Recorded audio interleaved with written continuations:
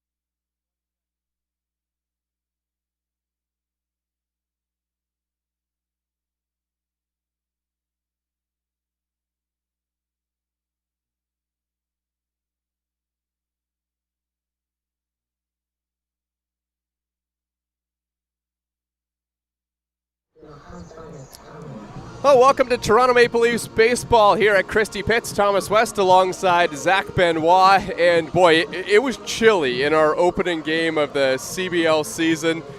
Today, not the same.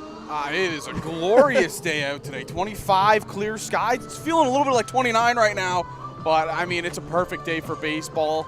The fans, they're slowly strolling in, and there were some eager faces as I was driving to the ballpark today. I saw a lot of Toronto Maple Leaf hats out on the street in and around the Christie area. Oh yeah, this is the perfect day to come out to a ball game. This is the first day, I think, that we can honestly say it's that classic hot and muggy weather that you get in Toronto. So this should be a fantastic one today between the Toronto Maple Leafs and Hamilton Cardinals. And Zach, Hamilton coming off a loss against the Kitchener Panthers, the team that the Maple Leafs beat here on opening day.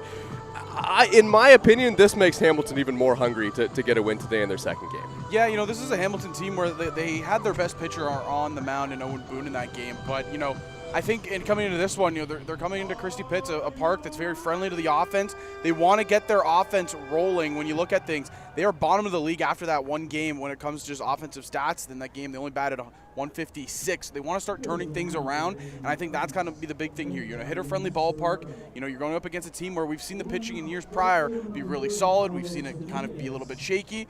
What's going to happen today, we don't know yet, but Hamilton, like you said, they're probably going to come out a little bit more hungry. Hamilton is not going to lose a lot of games this year with Owen Boone on the mound. That's just a fact. But the big thing for them, they got nothing from the top three batters in their lineup, like not even a single hit the entire game. That was a huge story, and they're going to be looking for more production from them in this game. For the Maple Leafs, they had a great start to the season, beating the Kitchener Panthers, then coming off a loss against the Barrie Bay Cats.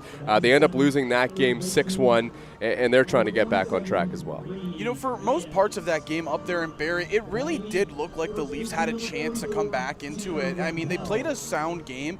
You see the big kind of swing was Dennis DeBanning getting a second home run of the season, and that's going to be a big factor going down the line with how hot can DeBanning stay throughout the entirety of the year. But really, throughout the majority of that game, it felt like the Leafs were kind of scratching and clawing, but they just couldn't answer the starting pitching on the other side in Garces. And you know, they want to come home, get back on the right foot. Again, the wins early in the seasons, they mean a lot right now with the shortened playoffs. Yeah, I thought Marcus Connect getting a couple of doubles as well. I think that's going to be a staple for him this year, just trying to find some bats. We know Marcus Connect has lots of power. And I caught up with the always optimistic Rob Butler before the game. As you know, he's probably beaming at the start of the season just with the Toronto Maple Leafs getting the win, and optimistic about the Toronto Maple Leafs chances as well. Here's my conversation with him.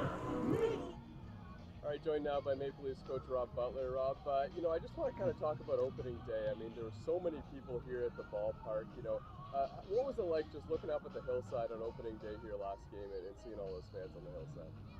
Well, we couldn't believe the fans endured the cold like they did. It was good to see. We were a little worried there, but right before the game started, it was a little empty. But then, man, by the second inning, it was jammed in here. The vibe was great. We got a new young team. We got Puig here, so it's so much more exciting baseball to see. And I think the fans got a good show that day. So hopefully today's the same turnout. So you guys are 1-1 to start the year. I mean, how would you kind of assess the start to the season so far for Toronto? It's been great. It's great to see. A great chance for me to see the new guys. We got to kind of see who's going to work well here, playing in this environment, playing at a level a lot of guys aren't used to yet. So I'm going to give them lots of opportunities to work out whatever they need to work out, because I know playing in this league, especially for a new player, is very difficult. Playing for Toronto is very difficult.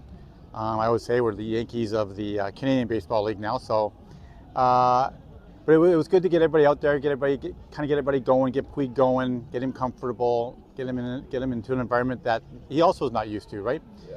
So it's different for these guys, but they're going to learn, the way the team rolls, the way we go about our business, and by the end of the year we'll be flying. So this is a question I think you would have a bit of perspective on. You've had a lot of media attention in the past. You've had a ton of interviews. I don't know if you've ever had as much as Yasiel Puig did on opening day, with all the reporters trying to get an interview with him. He was, out on the field for maybe an hour after the game. Just from your kind of experience with that, with your major league career, and even last year, I know there was a lot of that as well. Is that a little bit tough to kind of deal with, or how do you think you kind of dealt with that? Well, you get used to it. It is definitely difficult to deal with. It becomes a little bit of a distraction. You kind of lose your routines and your kind of feel. It does something to you when it's too much of attention put on you. A lot of eyeballs are on you. So, I mean, he's so used to it. He's an enigma. He's somebody that's completely different and almost shocking that he's here, right? He's such a big name and someone that a lot of people follow. And, he's had a very interesting journey through baseball, and, one that's continuing. So hopefully it all works out and, he comes out in the end of it okay. But, I know it can be really, really challenging. For me personally, it was. I was just a kid growing up in Toronto. I ended up playing for the Toronto Blue Jays with zero experience about how to deal with that kind of pressure and that kind of interest in, my story, being just a kid who grew up in Danforth and ended up playing the big leagues with the Blue Jays, especially during a time when we're winning World Series. So, but he's a pro and he knows how to handle it, right? I've gotten better at it. I've gotten more used to it. I don't take anything to heart anymore. I don't make it a part of my whole fragment of my body anymore like it used to. It used to really, it can envelope you and kind of, turn you into something that you're not, and you end up putting more pressure on yourself that shouldn't be there. So, I don't do that anymore. I'm an old man now. I've learned my lessons.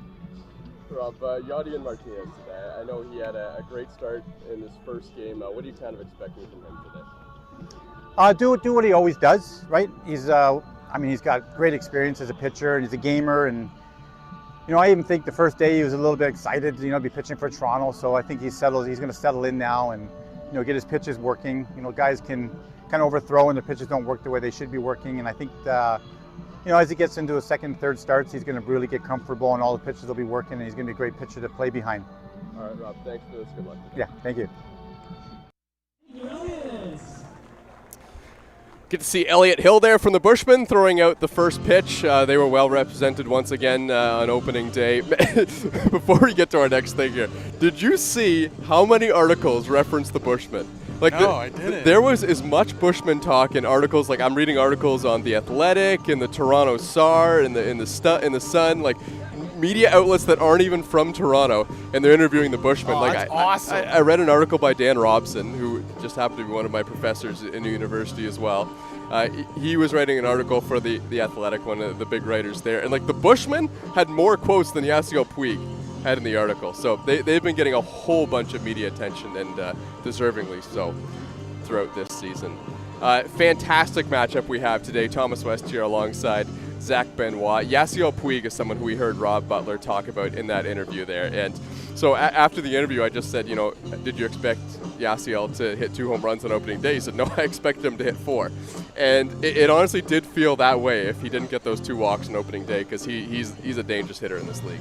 Yeah, and I mean, I have a feeling we're going to see his walk numbers kind of continue to rise as the season goes on, because, you pitch him in the zone and you miss, he's going to do damage. And he already proved that on opening day. He sent 2 long balls over that left field wall. But, I mean, it's just a big presence in the lineup, and it makes it difficult to kind of try to pitch to this lineup, because you want to try to avoid him, but the guy right behind him is just as hot, and the guy ahead of him, I mean, he's in the cover off the baseball, and Marcus Connect batting .500. Yeah, an OPS of 2.750. Unbelievable. I don't think he'll be able to maintain that, but surely will be well over 1,000 throughout the season.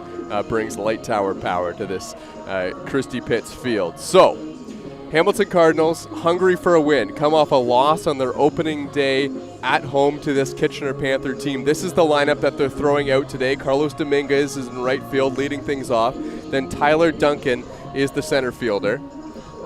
Need that lineup back up there. I got you, good sir. Darlin Herman, he's batting third.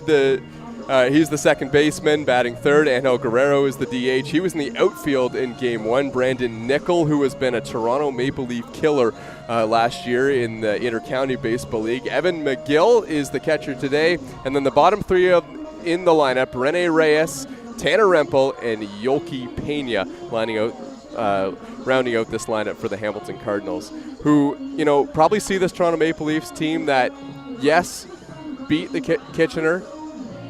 Teams are starting to kind of figure out what you got to do with this Toronto Maple Leaf lineup, and a lot of it is pitching around Yasiel Puig. Yeah, that was kind of what we saw in that game in Barrie. I mean, again, he had multiple walks in that game as well, and that's when your guys around him need to step it up, and we saw that happen with the home run again by Dennis DeBanning, and then Marcus Connect, like you said, he just keeps getting on base. But you have those factors. You know the top of the lineup is going to give you production. Now it's those guys towards the bottom where you need to have those pesky hitters. We see it in the other Toronto team here in the Blue Jays. You have guys on the lineup like Andres Jimenez and Ernie Clement that do that job. Now you need that here for the Maple Leafs and some of their guys like Kirk Gibson, say Spencer Ross, who is now actually leading off today to try to lengthen out the lineup. So these are the CBL standings as of right now. A lot of people would have predicted that the Welland Jackfish would get off to a good start. They did. Chatham-Kent got a resounding win in their first game. The Guelph Royals, who are now 2-0 to start the year, they haven't been able to produce a whole lot of offense, and they're giving up a lot of runs on their side as well. And this Maple Leafs team sitting there at 1-1. Like, there wasn't a lot of people that were predicting this Maple Leafs team to be a playoff team this year. But, I mean, just from the first 2 games, like, what would be the optimistic approach to what would happen this year for the Maple Leafs and maybe what they want to see today as well? I think the big thing with this Maple Leafs team is the continued growth of their pitching staff. We saw it in the first game. Yadier Martinez gave you a terrific start. He did everything you could have asked out of him. The bullpen, the guys came in, a little bit of a stutter, a little bit of a slip up, but then you had Pops coming out at the end, closed the door resoundingly for the Leafs. And I think if you can continue to have that continued growth of players in that pitching staff, you get some guys coming back. We talked about Florentino, we talked about DePaula. Those guys are hopefully going to be coming here very, very soon. So I think you get those bodies, you just get more reps. The weather gets warmer, the pitching staff gets a lot deeper. I think that's going to be what propels Toronto to more victories. Okay, so let's talk about Yadier Martinez a bit there, because you mentioned him. He really gave his team a chance to win in the first game of the season, and it was, very cold. It was like 10, 12 degrees here at the pits. This is going to be a much different environment. I mean, the ball is going to be moving differently just with the environment that he's pitching in today. He was great in his first start, gave up the 3 runs over 5 innings. Maple Leafs ended up winning that ball game on the back of 5 good innings. They didn't have a ton of pitchers on opening day, but I'm just thinking for a guy like Yadier Martinez, is it kind of this same approach as opening day, or does this much warmer weather change things at all? Yeah, and the big thing that I always kind of looked at the last couple of years of the Maple Leafs is they had good pitching. They never had that certified number 1. And I think Yadier Martinez is a guy that you can kind of look at, and he can be that number 1 guy for this Maple Leafs team. He just goes out there and does his job to perfection. strikes out batters, weak contact, and the biggest thing, he does not walk batters. He will always fight in the zone. He will try to make contact because he trusts his defense behind him, and I think that's going to be a big factor here in today's game as well.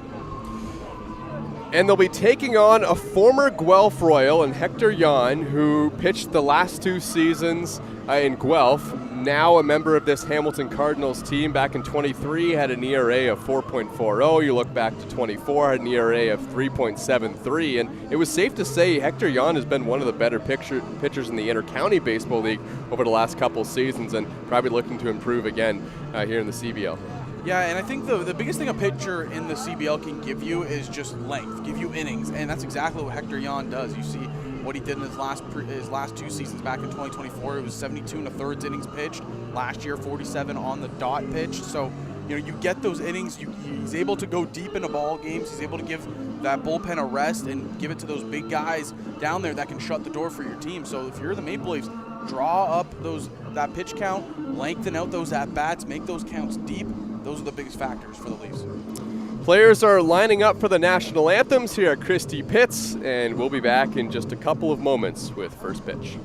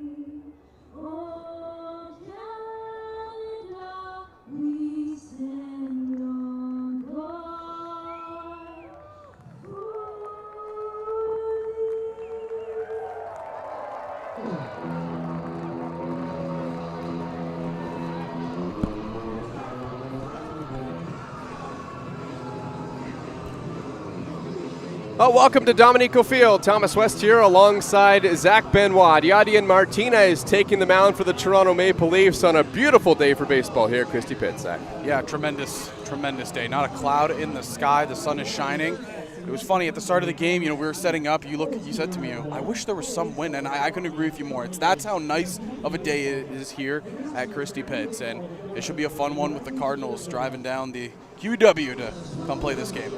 Yadian Martinez on the mound for the Toronto Maple Leafs. Zach did a great job giving his team a chance to win last time out. Yeah, really liked what Yadian Martinez did his last time out. He, it looked like towards the end of the outing, he was starting to struggle with his control, struggle with the command, but he was able to fix it, and he looked very, very strong. Going 5 innings, gave up 3, only walked 1, and that's going to be the key thing going throughout all these games is that walk rate. He pitches to batters, and he does a tremendous job doing that. Hamilton Cardinals coming off a loss last game. The Toronto Maple Leafs coming off a loss last game. Both teams trying to get back in the win column here at Christie Pitts. Dominguez will lead things off for the Hamilton Cardinals here this afternoon.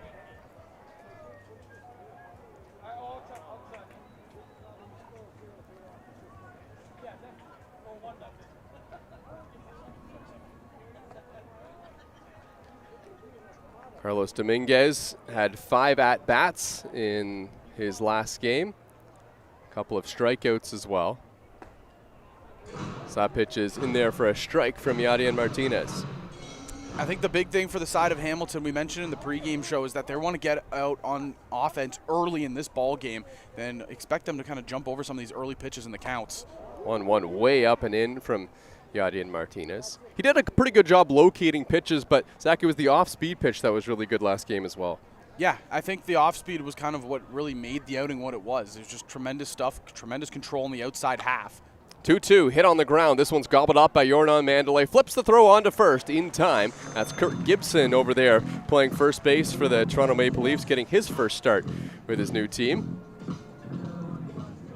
I've been so impressed in the early stages with Jordan Mandalay and what he's able to do by controlling that infield. And on a play like that, running to his right, he's still able just to make a really easy grab and throw on the run like that. And it just does a really good job, and it just sounds that defense on the infield.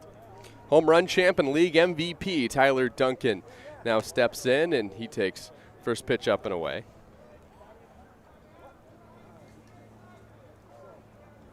Another guy making his first start for the Toronto Maple Leaf is Jacob Bonzon, who's playing third base. Mandalay at short, Spencer Ross at second, Kirk Gibson at first.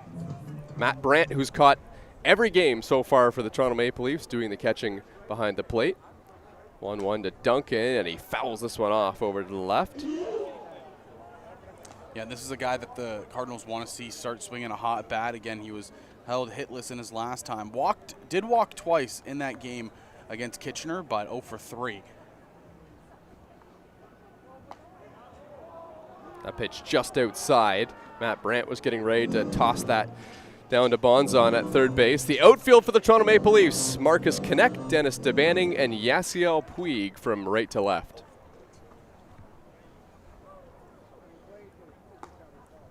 Duncan takes a little further outside this time, and the count runs full. You mentioned in the pregame, the top of this order, last game out, they weren't able to get a hit, but they combined 0-13 on that game against the Kitchener Panthers. Full count pitch. Swing and a miss, strike 3. Big punch out for Yadier Martinez with the off-speed pitch. And now there's 2 away. I just wanted to circle back to your comment about Jordan Mandalay over there at shortstop. I mean, it's been a while since the Maple Leafs have felt really comfortable with a good, solid defensive shortstop. I mean, boy, does he ever bring a lot of stability over in that area. How he fields the ball and kind of his mechanics and demeanors he goes through, it kind of reminds me of the defensive ability of Troy Tulowitzki, where you're always able to be off balance but still make the play. This one's lined into the outfield by Herman, and this one's gobbled up by DeBanning in center, and Herman is aboard with a 2-out single.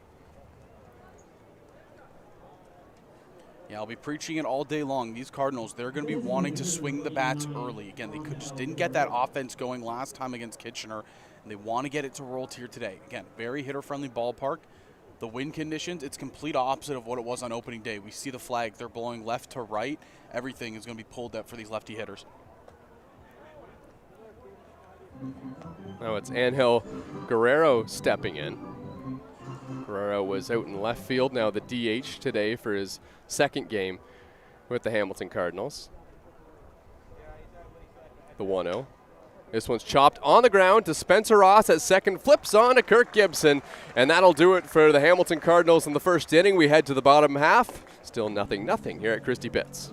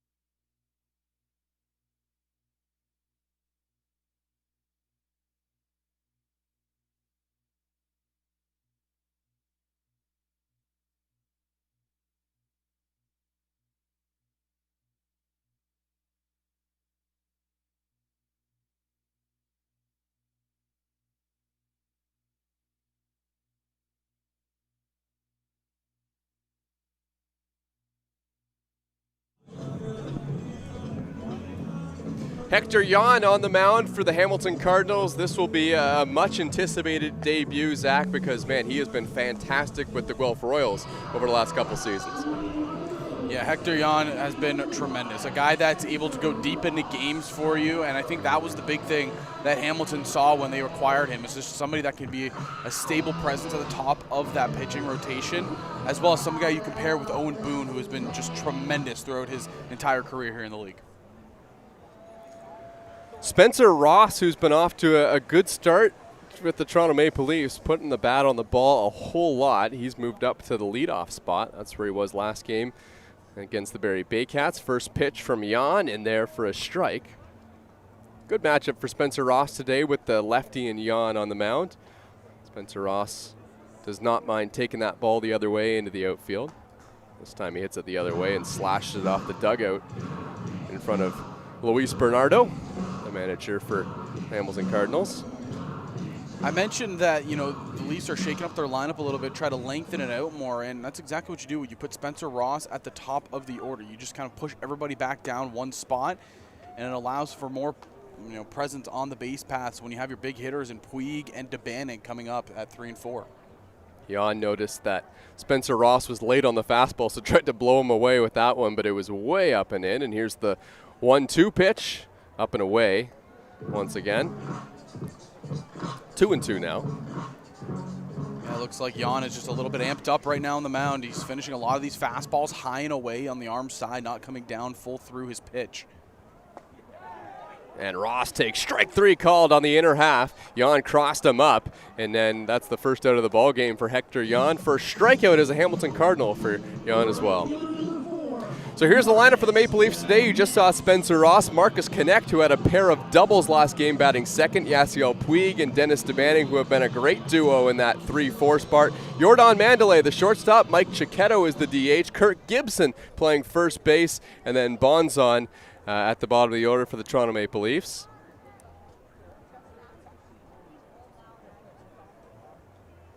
And the first pitch to Marcus Connect is up and away. Matt Brandt, who's the catcher, is batting ninth.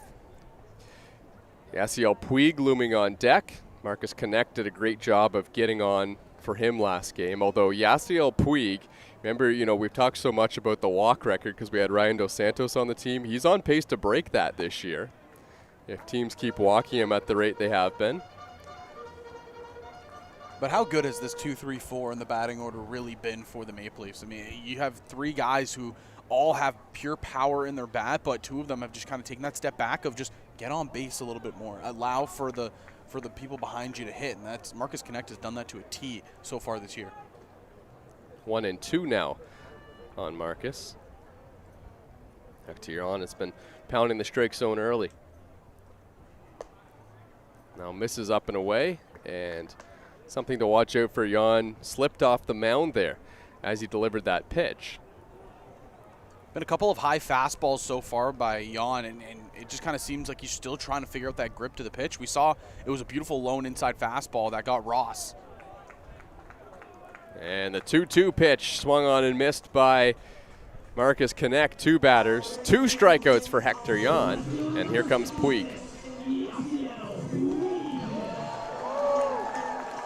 Always steps up to the plate to a thunderous applause here at Christie Pitts. Once again today, there were fans lined up in center field trying to get his autograph before the game. As Puig takes a strike on the inner half, didn't like that one as he looks back at the home plate umpire. Neither did the Puig faithful here at Christie Pitts as well. Yasiel batting .500 to start his Canadian Baseball League debut with a .2750 OPS as he rips one foul down the left side, and Jan out in front 0-2. Yeah, it looked like that fastball there was left high by Jan, and somehow still Puig able to get to it and just turn on it so quick down that left field line. And again, you know what his bat is. You know the resume that he brings. He has a very quick bat through the zone, and he can get his hands inside on a baseball very easily. There's the 0-2. Puig takes inside.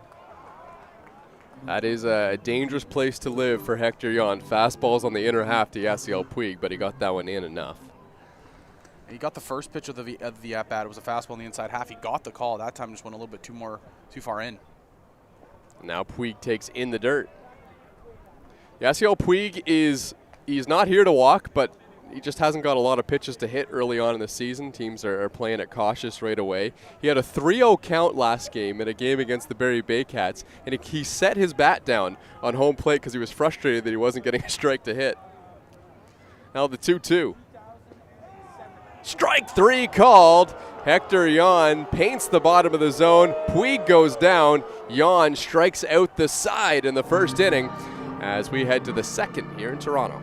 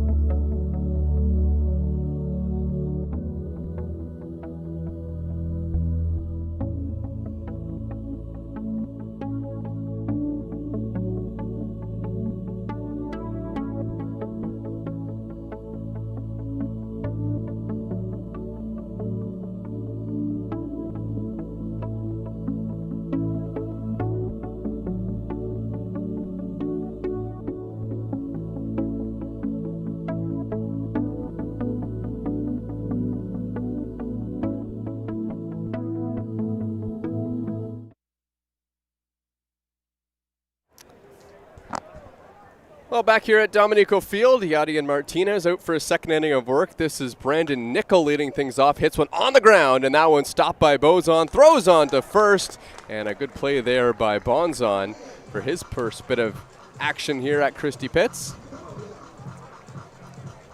One pitch, one out for Yadier Martinez. And how big is that first batter there in Brandon Nickel, who you mentioned he has been a Leafs killer throughout his career. And, you know, first pitch swing in there, and it's a laser right to Bonzon over there at third. That would be a good sign for Toronto Maple Leafs. I mean, Yadier Martinez is a great pitcher, doesn't walk a lot of guys. He strikes out a lot of guys. And, you know, maybe the Maple Leafs thinking, I mean, it's always dangerous to find the strike zone here at Christie Pitch just because of the home run possibilities. But, you know, if Yadier Martinez could be efficient this year as well as kind of striking out those guys, that would be huge for the Maple Leafs. Now this one's lofted in the air. Dennis DeBanning in medium depth center field comes in and makes the catch. And McGill, the catcher, is retired. That's efficiency. Yeah, and that's kind of what you're going to get out of Yadier Martinez. Weak contact. He's a guy that doesn't like missing the zone. He likes to pitch to contact, but he'll also take his fair bit of strikeouts as well. He had 4 in the first game. And early on here, he just does a really good job of just weak contact, letting his defense behind him work. He has so much trust in those guys behind him. Rennie Reyes up to the plate now.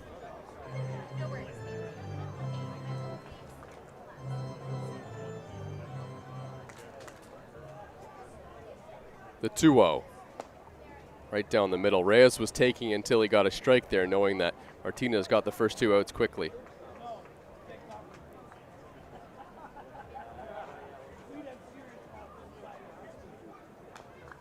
And now this one chopped foul towards the Maple Leafs dugout. Yeah, just again, really good pitch mix here by Martinez. He's just keeping the batter in Reyes just really off balance, doesn't know what's coming next, and he's doing a good job commanding the 2 quadrants, inner and the outer. Trying to get out of this second inning. A 2-2 to Reyes. And this one's hit in the air, deep to left field. Back goes Puig, and he's out of room. That one is gone. Reyes with his first home run as a Hamilton Cardinal, and they lead 1-0. Yeah, he absolutely lofted that ball, and it sailed right into the park in the back. But behind the play, out in left field, Puig was reaching for the shoulder because he tried to get up there on the fence. And he's taken a minute here as Reyes got every piece of that baseball.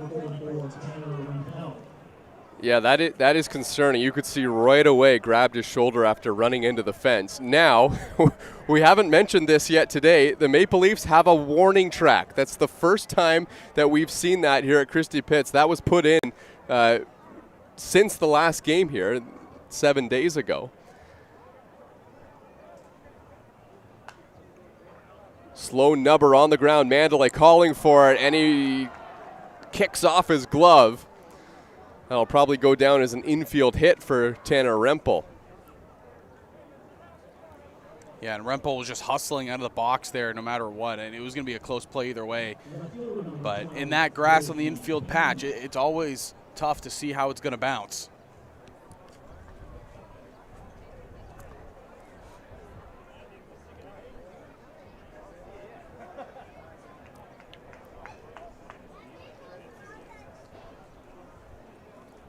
Still 2 outs in the inning. Martinez got through the first batters quickly, and then Reyes with the home run and infield single, and the pitch count going up a little bit.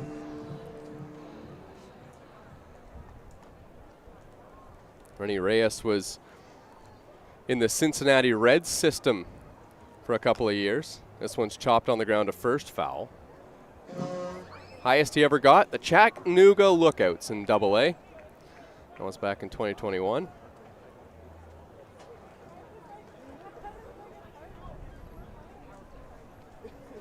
0-2 now on Yoki Pena, Montreal, Quebec native. That pitch low, throw down from Brandt is in time. He got him. Tanner Rempel caught stealing. A good throw from Matt Brandt behind the plate. And Yadier Martinez and the Maple Leafs get out of it, but not before the home run by Reyes, and it's 1-0 Hamilton.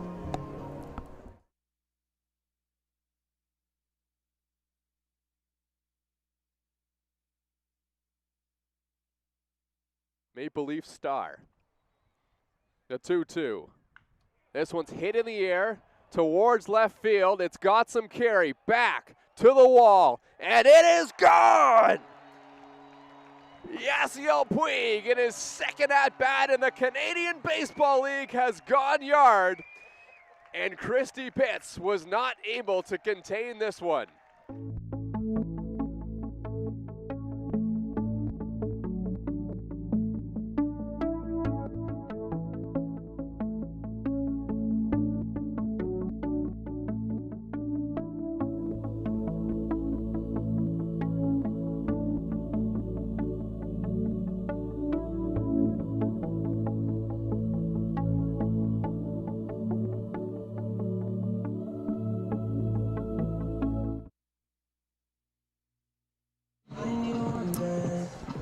Oh, welcome back to Dominico Field, and it's Dennis DeBanning coming to the plate, and I thought this was a great quote from opening day. He said, I remember playing MLB The Show 15. This is talking about Yasiel Puig. He was on the cover it. Now we are teammates. He is definitely someone you can learn a lot from him. I'm going to pick his brain this year, and I just thought this photo, too, was so amazing because it's Yasiel Puig running right in front of Dennis DeBanning. He's talking about him being on the cover of The Show 15.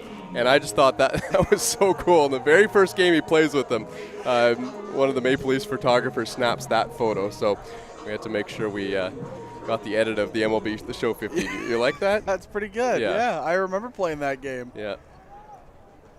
So here is Dennis DeBanning coming to the plate facing the lefty Hector Yan. DeBanning has homered in each of the first 2 games for the Toronto Maple Leafs and takes a strike.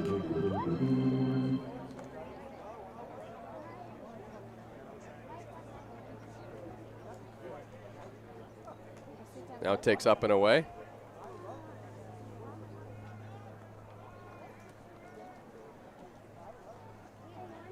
One and one now on Dennis.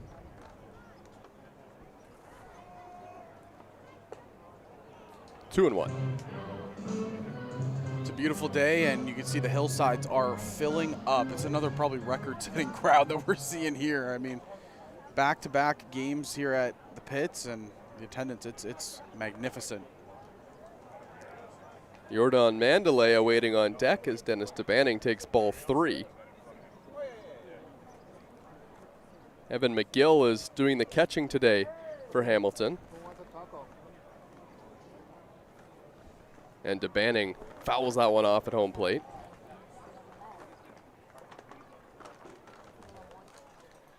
There are more people here today than opening day, and that was announced as an attendance of 4,000 here at Christie Pitts. Yeah, there is a lot. The 3-2. Inside to hit him right on the foot. It was going to be ball 4 anyway, and now DeBanning will head down to first base, and he is shaking out that foot and maybe a little bit angry as well as he heads down to first. Yeah, he's a guy that wants to swing the bat in. He's also known for his speed, so those ones are going to be stingers, especially off the legs.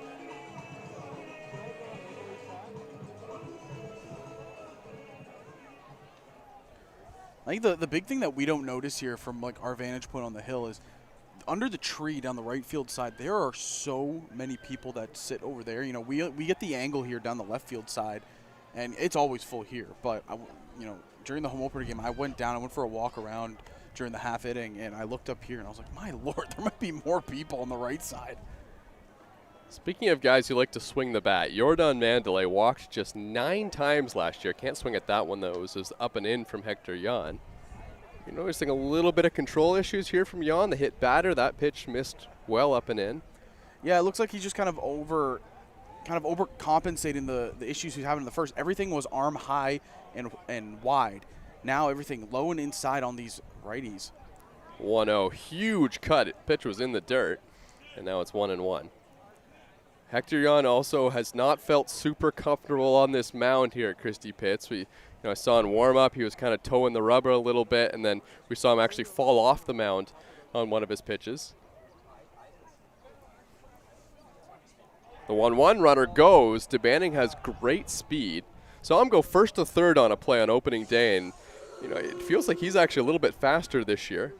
I know he's been doing a lot of work with Marcus Connect in the batting cages and maybe hitting the squat rack a bit as well early on in the year. Yeah, he's always had tremendous speed, even dating back to his OCAA days with the Humber Hawks. He was a guy that if he was on base, he was going to cause havoc, and he's going to try to do that again this year. He got a great jump on Jan there, but Mandalay has to protect in that 2-strike count.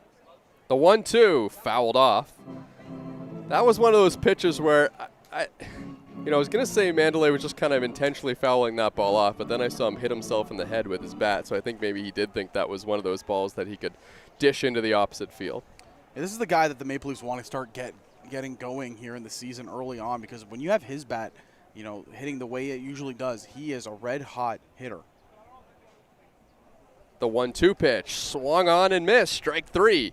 Jan got him to chase, and that's an interesting strikeout as well. Jordan Mandalay struck out only 9 times last season, and Hector Jan, the lefty, gets him to swing over the top of that one. It looked like he had Mandalay a little bit confused there. The swing, it did not look comfortable. It looked like it was more so, he was expecting fastball and it was off speed.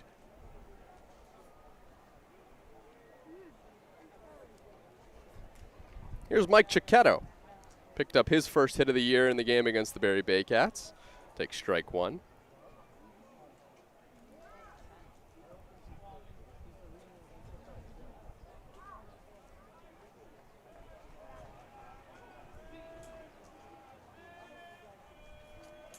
The 0-1 pitch to Cicchetto, the Leafs DH today.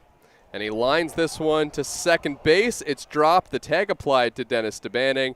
Throw on to first base, and that'll end up being a rather nifty double play for the Hamilton Cardinals, and that'll do it for the Toronto Maple Leafs. 1-0 Hamilton Cardinals. We'll be back in a couple moments.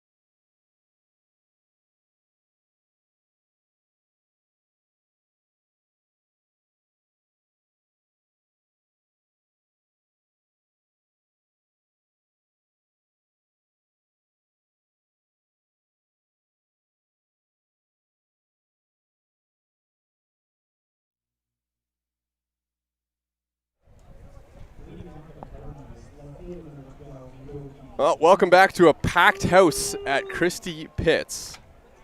Jordan Mandalay out for a third inning of work for the Toronto Maple Leafs. He'll face Yoki Pena to lead things off. Pena was up to bat during that toss from Brandt down to second to get Rempel. Pena hits one hard on the ground and through the left side for a base hit to lead off the top of the third inning.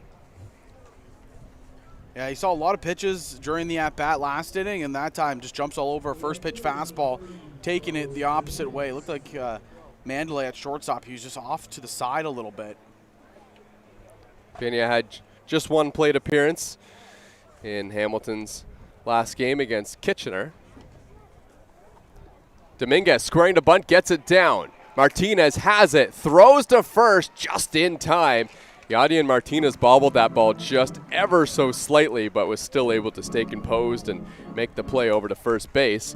Good bunt, though, by Dominguez that advances the runner, and a runner in scoring position for Tyler Duncan is never a bad thing if you're the Hamilton Cardinals. Yeah, and, again, the top of the order, the top three, they went 0 for 13 last game, and Dominguez, that's a good job of just doing a job, getting somebody into scoring position. You have the power bats in Erman and Duncan, and now you give him an opportunity to try to get an RBI.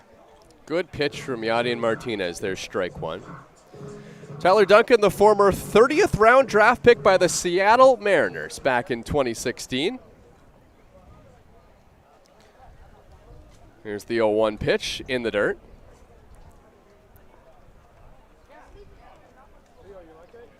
Tyler Duncan, though, most known around these parts for being an incredible player in his time in the Inter-County Baseball League. Here's the 1-1 pitch. Up and away. Also a home run derby champion, which gets referenced a lot from some of that big power that he supplies from the left side. Yeah, we've seen him clear fences with ease, and he's done it here before over that right field wall. The 2-1 pitch.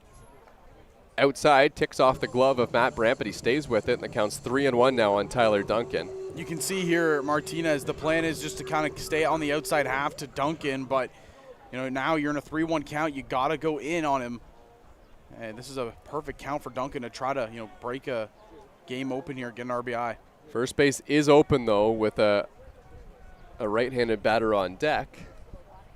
3-1 pitch outside, and by the reaction from Yadier Martinez, I think he meant to throw that pitch in the strike zone. And now there's 2 on base for Hamilton here with 1 away. Well, you have the force anywhere now if you are Martinez, so it's a bit of a gift and a curse. Obviously, you hate giving up base runners, but with the opportunity with the ground ball to get out of the inning, that's still a positive here for the pitcher. Darlin Herman comes to the plate now. First pitch from Martinez is up and away. Darlin Herman played baseball in the Dominican Republic for a couple seasons, was the MVP in 2024 of the LNVB in the DR. Also represented his country in the Pan Am Games in 2023. Well, we also know how good of a connection the Hamilton Cardinals have with Dominican Republic baseball. Last year they employed Fernando Rodney, and you can definitely imagine that there were some trips taken down, and Rodney had a little bit of influence on some of the players that they acquired this year. There's the 1-1 pitch. And this one's hit into the outfield for a base hit. This will score a run. Big arm from Yasiel Puig, though. This throw is going to be cut off by Jordan Mandalay. And it's 2-0 Hamilton Cardinals, and Yasiel Puig's kind of staring down Mandalay. That throw is on line. It would have been interesting to see a play at the plate there. Yeah, I think it was actually Jacob Bonzen, the third baseman, who tried to take that on a hop. But, yeah, you're absolutely right. We've seen Puig, and we know the arm that he has. He unleashed one there, and it looked like it had a chance of just kind of taking a 3 bounce to home plate. But Bonzen tried to play it on the hop, and just double up the lead here for the Cardinals.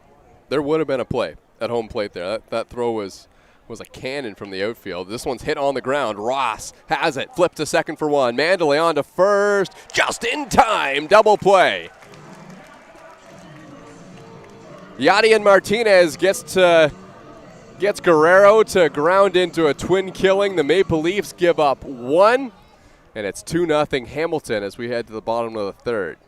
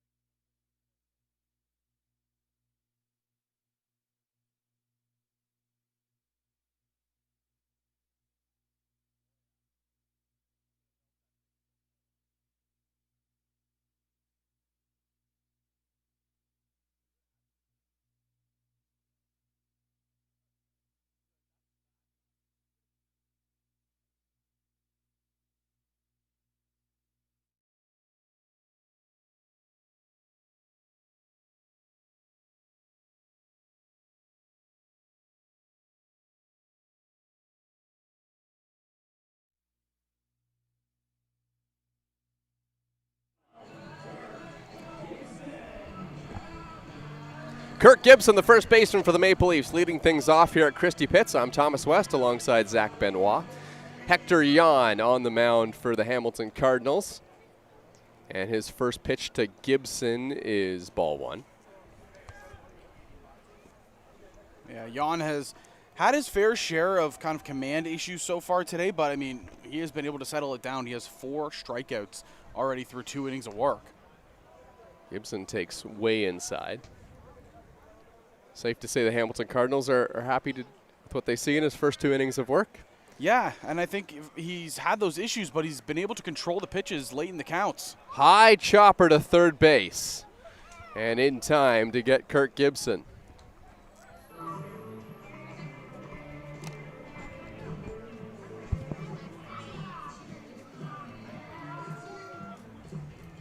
That's Reyes over there at third base. Brandon Nickel is the shortstop. Darlin Herman at second. And Tanner Rempel, as he was last game, at first. Here's Jacob Bonzon for the Maple Leafs. Takes up and away, ball 1. Again, the bottom half of the order, this is what the Leafs kind of have been needing to turn it up a bit. The top half has been tremendous so far this season. It's been the bottom that just kind of needs to have people on base when the order flips over. That's been the key thing for the Maple Leafs when they're scoring runs.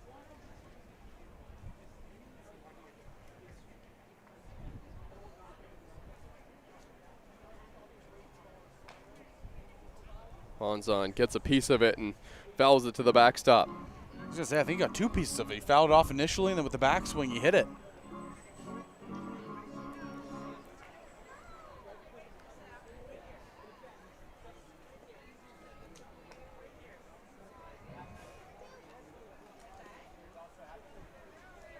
Jacob Bonzon played for the Roanoke Maroons in the NCAA Division III. Did that for 4 seasons between 2020 and 2023. Here's the 2-2 pitch. And he pops this one into the outfield. It's shallow and playable. And that's the second out of the inning.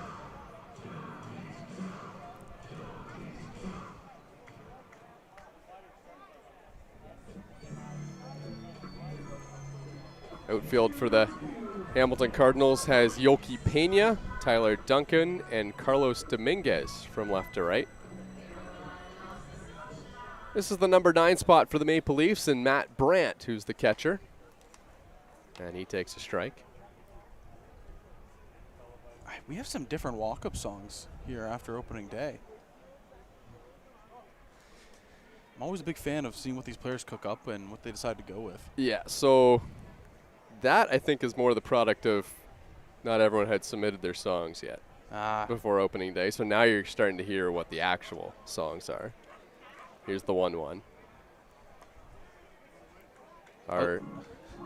One of the Maple Leafs staff, Michael Rubari, I was talking to him about that. He said that it was Taylor Swift for anyone who didn't pick their song on opening day. So I think we heard a bunch of those songs. Here's the 1-1. A pitch outside, 2-2. Well, I think the one that caught me off guard last season, Marcus Connect had Swag Surf. This year, he walked to Footloose. Yeah, well, Marcus Connect had like 6 walk-up songs last year. I'm so used to just hearing that one, you know. That was the best one for It sure. was. The 2-2 fouled off. Oh, Matt Brandt did a good job just to get a piece of that one. That ball was up and in.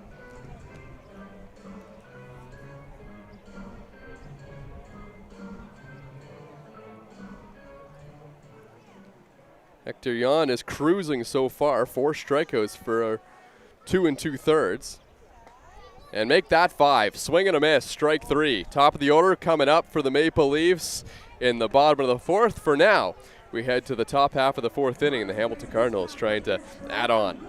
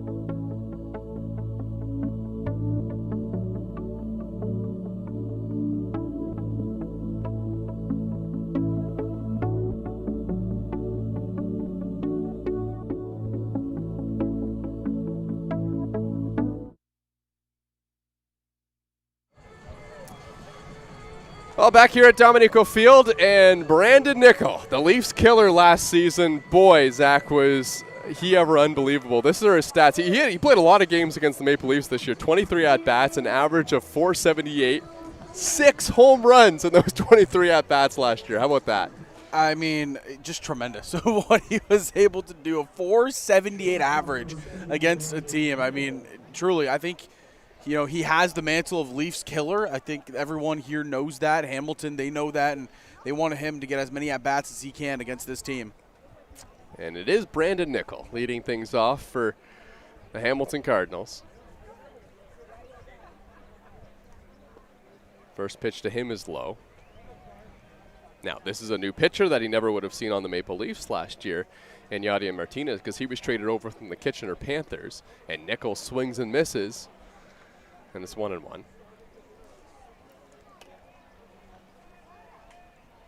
Should mention as well, last 3 games for the Maple Leafs against the Hamilton Cardinals have not gone well. That was back in the IBL. As Nickel takes a strike. These are the last 3 games. Hamilton, 11 runs, 13 runs, 18 runs, dating back to June 15th against the Toronto Maple Leafs. So offense has been prominent, whether... Well, actually, all 3 of those games were here at Christie Pitts.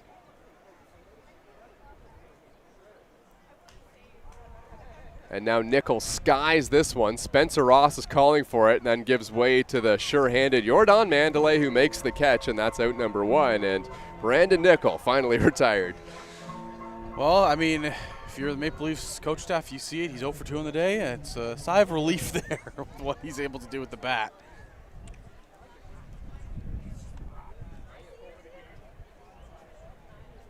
Two-0 Hamilton Cardinals as McGill, the catcher, steps to the plate.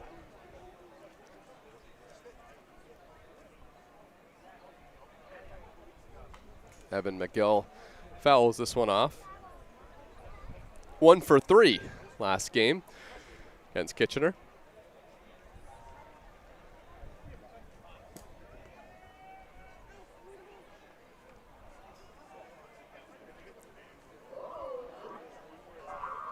2 runs for Hamilton. 1 came in on a Darlin Herman single, and a Rennie Reyes home run over the left field wall.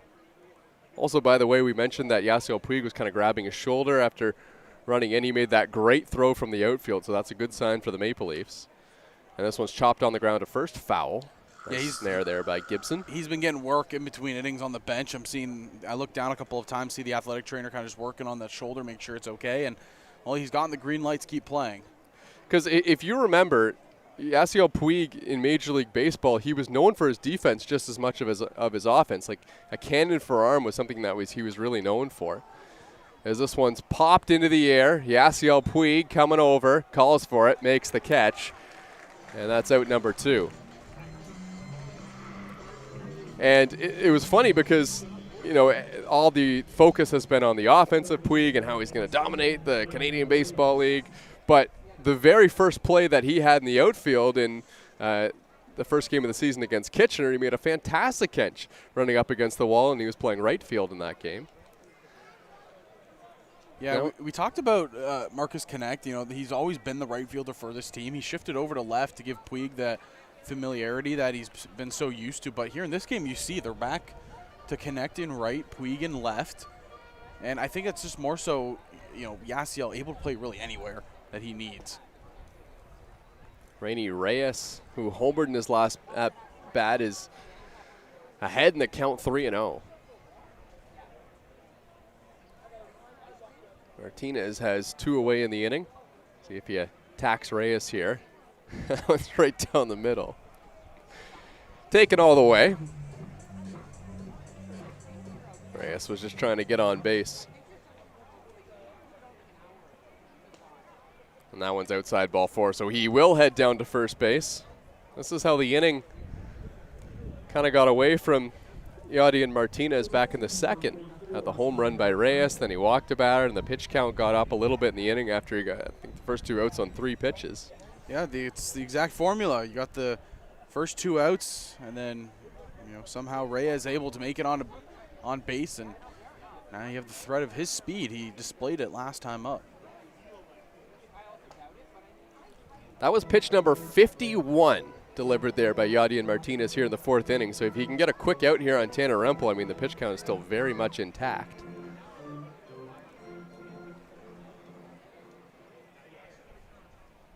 Reyes takes his lead at first. Here's the 0-1 pitch. Rempel well out in front of that off-speed pitch there from Yadier Martinez. You can tell he was out in front because you heard a very big audible gasp from the crowd. Everybody loud on that one.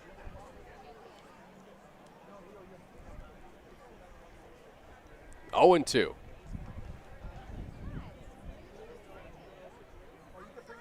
And it's upstairs as Martinez tried to climb the ladder.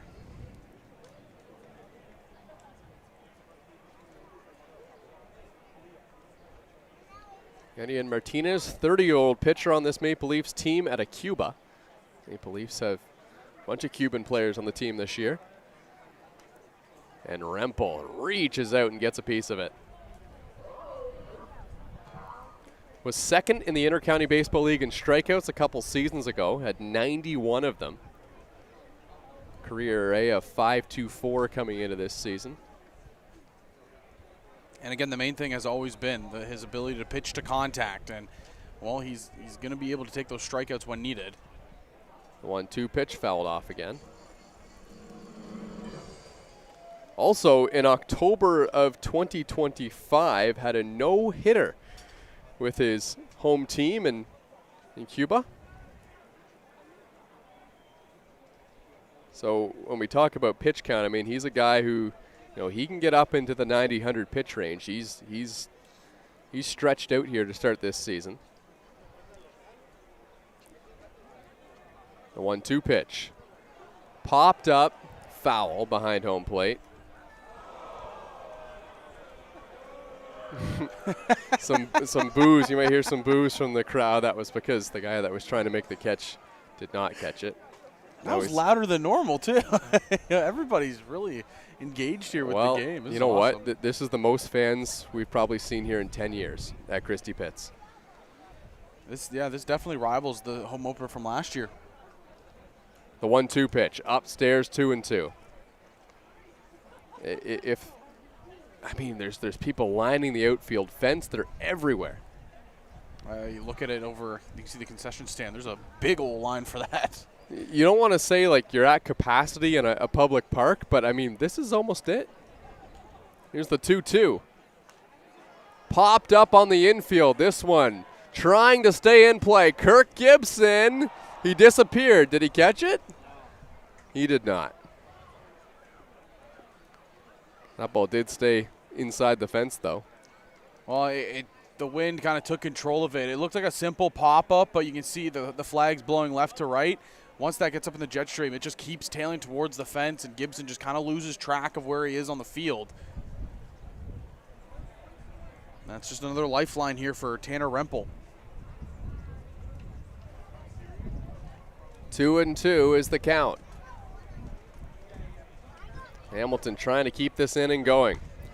And this one's hit in the air, not deep, down the left field line. It's Bonzon over to make the catch, and that will end the inning. 2-0 Hamilton, top of the order, coming up for the Maple Leafs in the bottom of the fourth.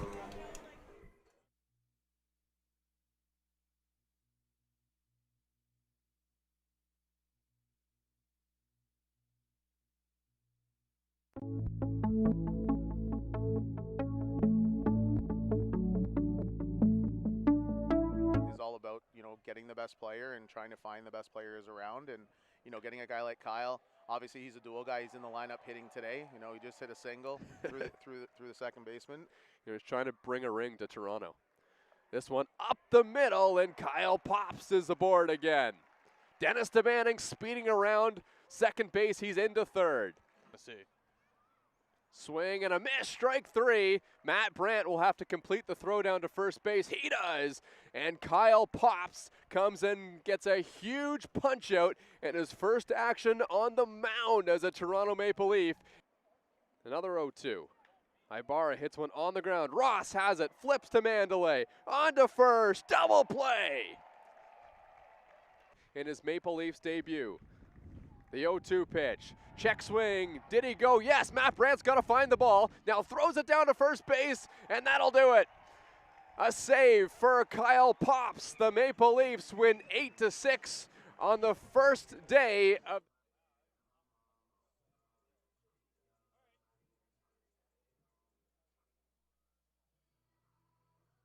Yeah, it's cooked. If it's super.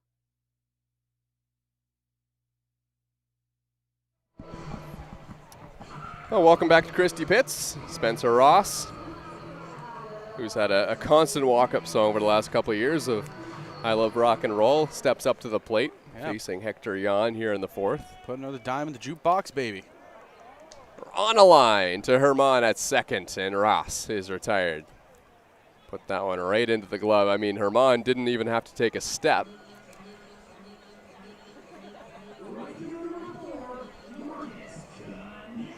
Now Marcus Connect in the 2-hole for the Maple Leafs. 1 pitch, 1 out for Jan.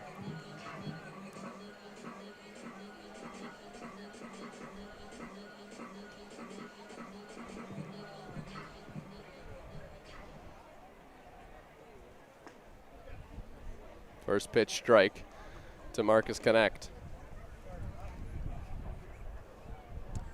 Connect struck out swinging his last time up. He chased that low and in fastball by Jan. And now he fouls this pitch off.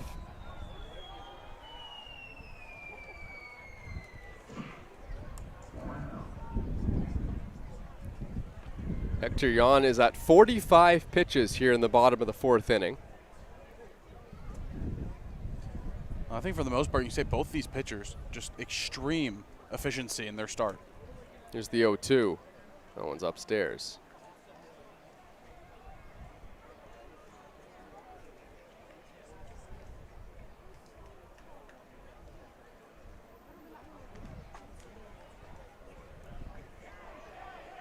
Connect, check swing. Did he go? Yes, he did. That's another punch out for Hector Jan, and there's one away.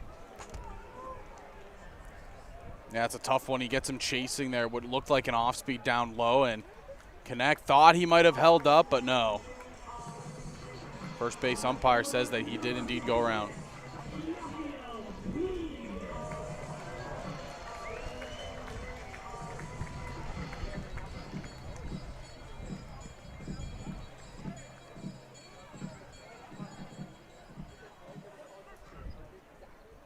Puig, a big swing at the first pitch. Yeah, he was revved up for a fastball, but he got the breaker there, and Jan just a great job of pulling the string.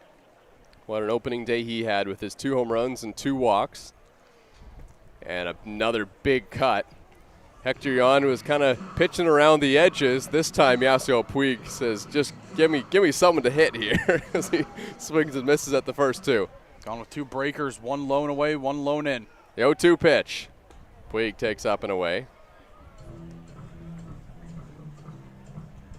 Yasiel struck out looking his last time up, didn't agree with the call on the inside half with the umpire. The 1-2 from Jan, way up and away. That one goes right to the backstop. And down the third baseline. I don't know if blowing fastballs by Yasiel Puig is going to be the play this year. Staying away is definitely a good idea. Yeah, it just looked like there with Jan, he just wanted to rev up, try to get a little bit more behind it, and just let it rip. Staying away. 3-2. Puig works the count.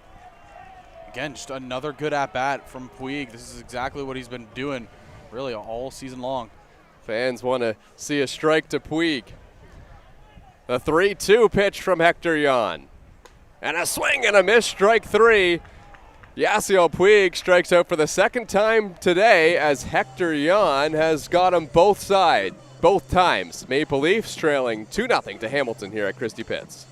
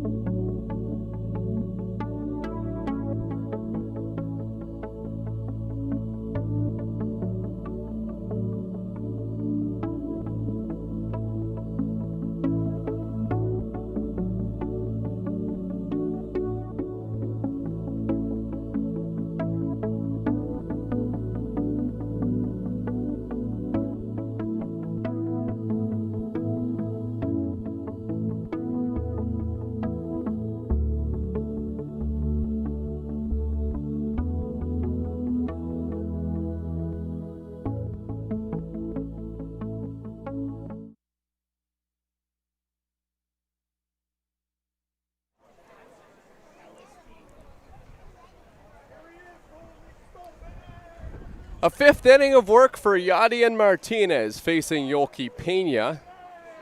And the first pitch misses for ball 1.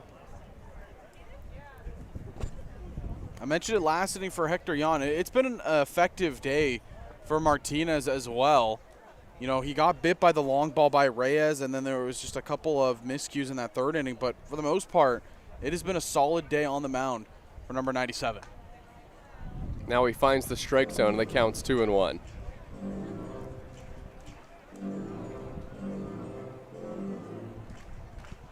Maple Leafs still searching for their first hit of the ball game. Hamilton has 5 against Martinez.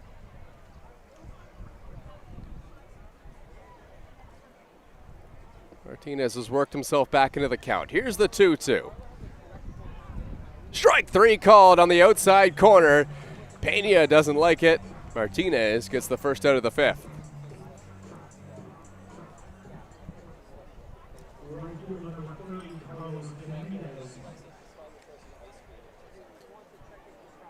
Carlos Dominguez steps to the plate now. I was going to say, huge strikeout there for the side of Martinez. You get a good located off speed, and now back to the top of the order with nobody on base. Well, we saw Dominguez scoring to bunt there, laid down a sac bunt earlier on in the game, and it was a beauty. I mean, it was almost a single that time. Clearly trying to bunt for a hit. There's a strike. And the count's 1-1. Yeah, well, we saw him do. It looked like he tried to push it towards that second base hole, the sac bunt, and it almost resulted in the single. Now Martinez gets ahead in the count. It's very backwards when you look at it for a right-handed batter as well, because normally they try to pull that down the line, but he punched that right to the right side, excuse me. The 1-2. Chop foul off to the left.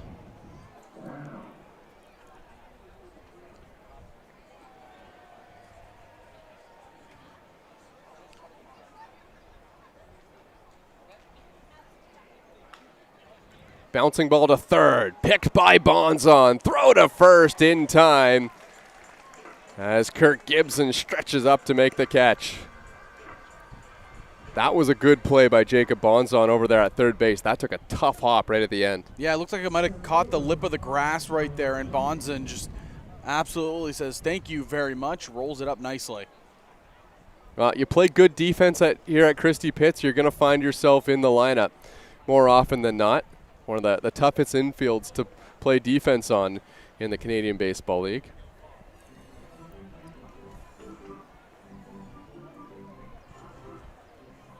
Tyler Duncan 0 for 1 with a walk here today. That walk came in his last at-bat, and I think it's fair to say that Yadier Martinez was kind of pitching around him. Now there's nobody on base, and see if Tyler Duncan can cash in his first hit of the young season. Swinging a foul tip into the glove of Matt Brandt. Yeah, Duncan 0 for 1 on the day. He walked and reached second his last time up.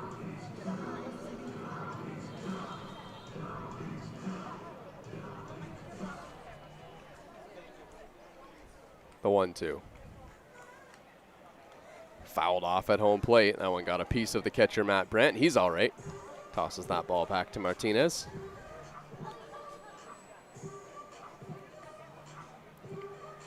Tyler Duncan didn't have a hit in his first game, but did walk twice against Kitchener.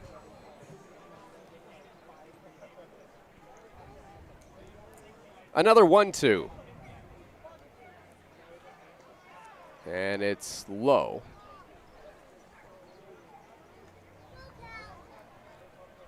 Tyler Duncan has been to each of the last 2 IBL All-Star games, which became a thing again back in 2024. Also was the league MVP in 23. This one on the ground, foul to third. Good off-speed pitch by Martinez there. Duncan cued it right off the edge of the bat.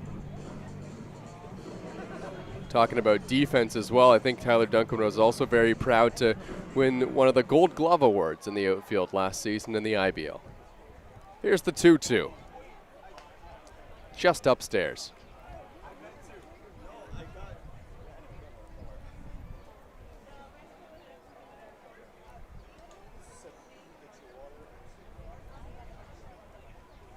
Long battle here between Martinez and Duncan, and he slashes one on the ground into the outfield. That is the first hit of the season for Tyler Duncan, as he's aboard with 2 outs here in the 5th.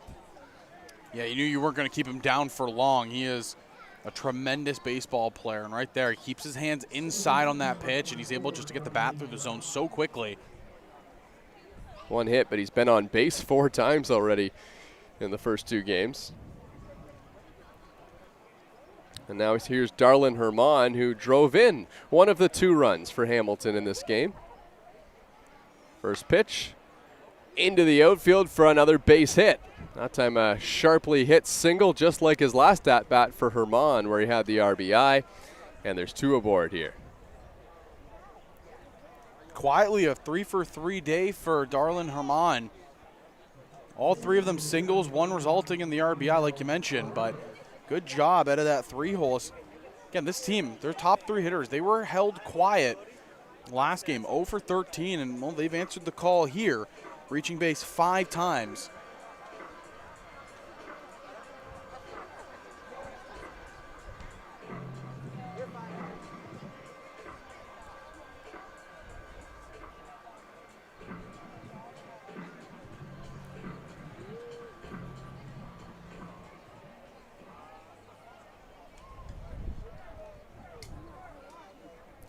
So a quick mound visit, and now Angel Guerrero steps to the plate.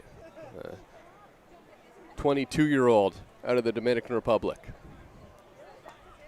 And Guerrero takes low.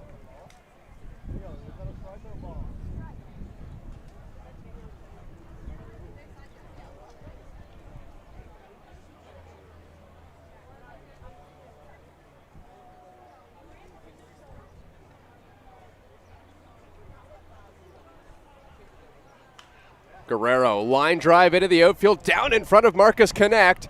Duncan getting the wave home. Here's the throw to the plate, not in time.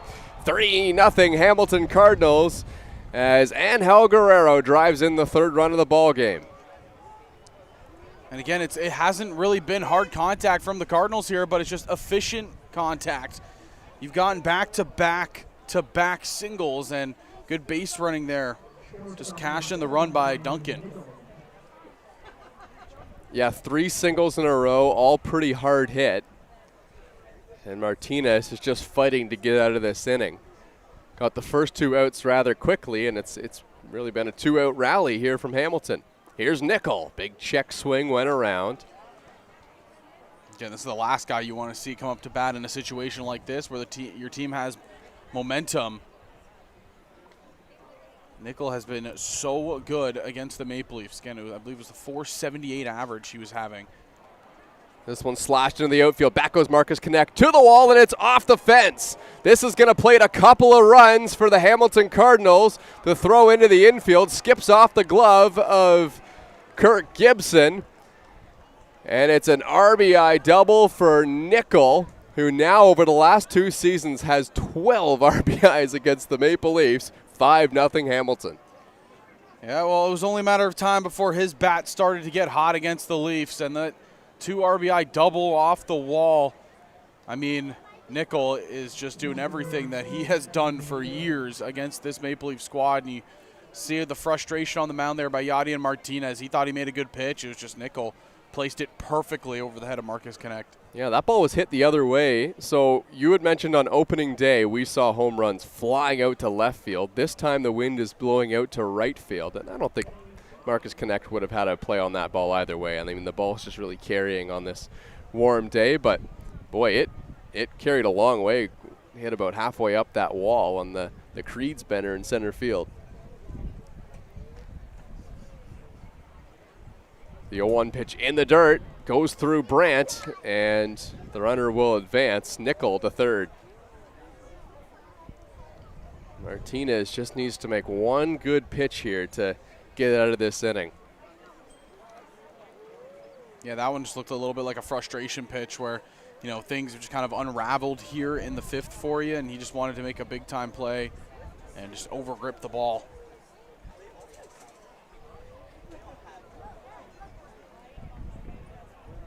Here's the 1-1. Up and away.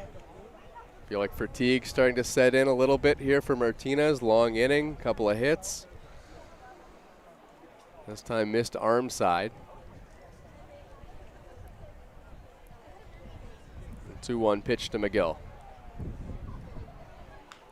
This one's chopped on the ground to first. Gibson has it, flips to Martinez, and that will finally end the inning for the Toronto Maple Leafs. Hamilton tacks on a trio of runs and a long 2-out rally, and it's 5-0 Cardinals as we head to the 5th.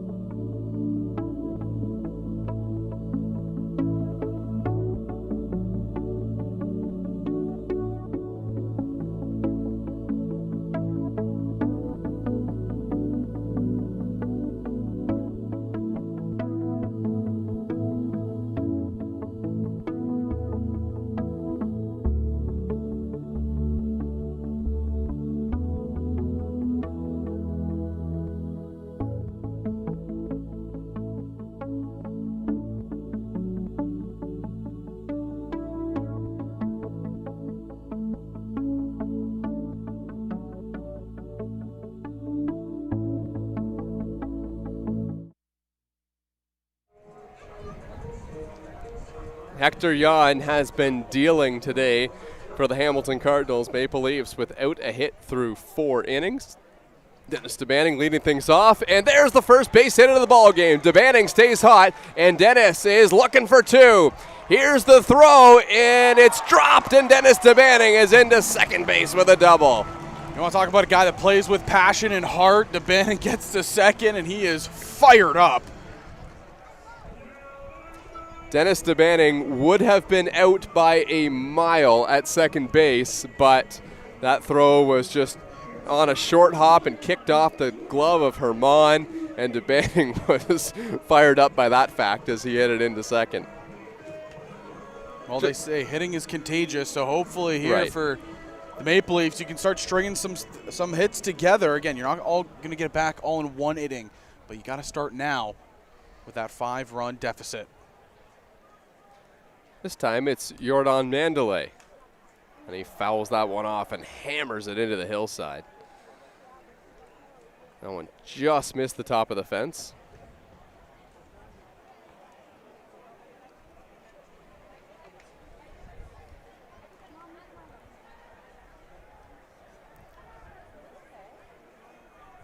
Here's the 0-1 pitch. Mandalay hits one on the ground. DeBanning is going to advance to third base. Nichols' throw is in time at first. He looked at Dennis, who was speeding his way to third, and then ended up spinning that throw over to first. Yeah, if that ball's hit probably a little bit more to the right side of Nickel, I mean, DeBanning might be hung up there, but that's good base running by DeBanning, noticing the ball hit to his left, so he knows that shortstop has to take it right behind him, and there's going to be a tough play if he tries to go for third. So Hector Jan, in his career against the Toronto Maple Leafs, has faced them for 23 and a third innings. 8 earned runs, Zach, 41 strikeouts over those 23 and a third for Hector Jan against the Maple Leafs. Crazy, crazy effectiveness out of Hector Jan when he sees the Maple Leafs jerseys. I mean, it's just tremendous stuff. Yeah, and that's coming into today. So he's improved those numbers in this start with Hamilton. 7 strikeouts so far on the game. Maple Leafs with 1 hit, so that takes the pressure off in that department there if you're thinking about it. There was a no-hitter last season. It was thrown by Owen Boone on the Hamilton Cardinals. Hamilton always has good pitching. That is one thing we can say. 1-1, line drive, caught by Herman. Throw back to third, in time. Oh, Hector Jan is fired up by that great play by Darlin Herman. What a catch, what a throw. Inning over. 5-0 Hamilton here in the 5th.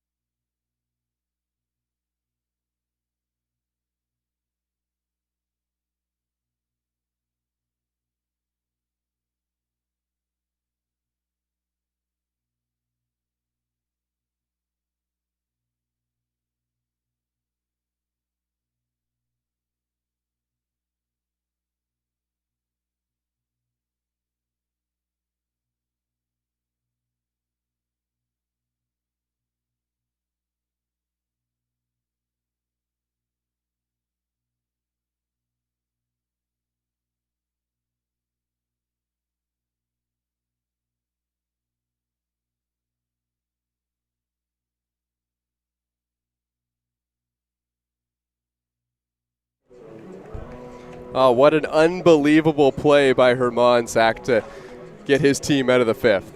Yeah, I mean, absolutely tremendous stuff. A leaping grab like that. And, you know, I don't think you can really be too upset. Obviously, you know, the heads-up play for DeBanning is stay close to the base on anything hit in the air, but that's a line drive that's looking like it's getting through. And then you just have a fantastic leaping play at second base and a perfect throw over to third.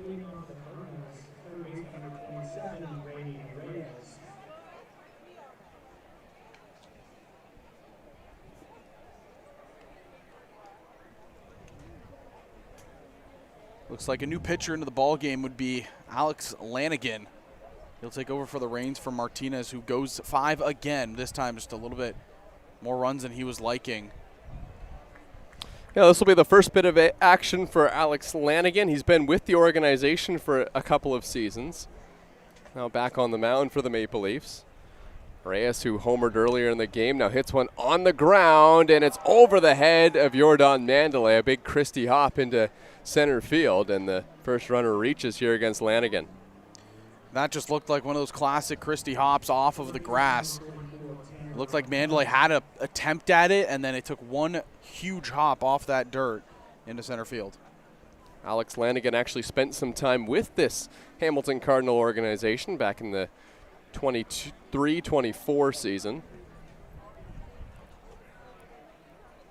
Had a really good year back in 23.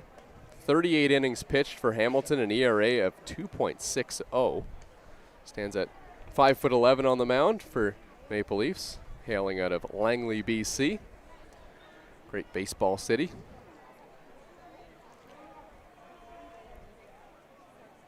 Here's the 1-0 pitch. Reyes goes. This one hit into the outfield, down in front of Yasiel Puig. Reyes is going to hold his ground at second base, and the first two reach here for Hamilton in the 6th. There's only been 2 extra base hits hit by the Cardinals today. Everything else has just been hard singles. They have 11 hits. Yeah, just the 5 runs. A lot of those hits have been with 2 outs in an inning. Yadier Martinez sometimes has been able to get out of that. In the last inning, not the case.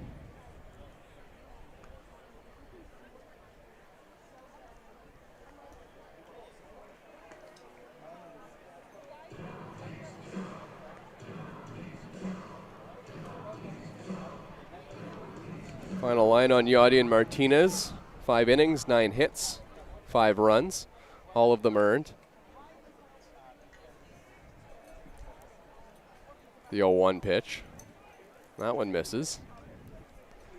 Yoki Pena was squaring to bunt, so that caught the attention of both Bonzon and Kurt Gibson at the corners. The bottom of this order has been tremendous so far today for Hamilton. That was the trend we saw in their last game as well. Here's the bunt. It's down. Lanigan has it. Whips a throw to first in time. That was a great bunt by Pena. That's the second time Hamilton has sacrificed for a bunt, and this time they move 2 runners over, and both now in scoring position. Yeah, it gets scary because now you got to play the game of who do you want to pitch to? Do you want to have it for, you know, a force anywhere, or do you want to have it you're facing Dominguez with a chance to get 2 outs and then have an open base at first for Duncan on deck? Well, Hennis Alvarado getting loose in the bullpen for the Maple Leafs. Lanigan trying to work out of this jam here in the 6th. Dominguez swings and misses at the first pitch. Looks like a high slider there by Lanigan. Carlos Dominguez playing his 2nd season with this Hamilton Cardinal team. Mets fans will know him from being in their organization for 4 seasons. That pitch misses up and away from Lanigan. He's grounded out 3 times today, but one of them was that sack bunt we talked about earlier in the game. That was back in the 3rd to advance the runner that allowed the first run of the ball game, or excuse me, second run of the ball game to come through. Here's the 1-1. That one's up and in. Also, by the way, Dominguez has some power. 43 home runs playing in the minor leagues with whatever team he was playing for in the Mets system. Here's the 2-1 pitch. Upstairs, 3-1, and he's found himself in a hitter's count.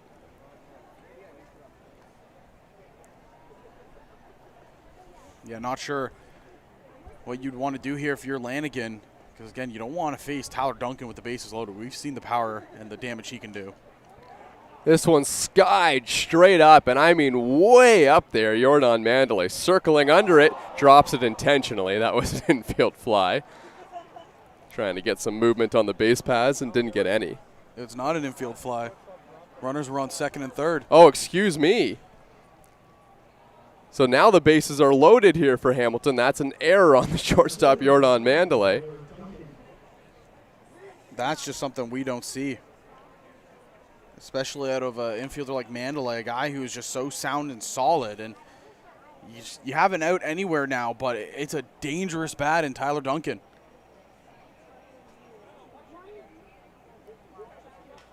Duncan hits one on the ground. They're coming home, and it's picked by Matt Brandt at home.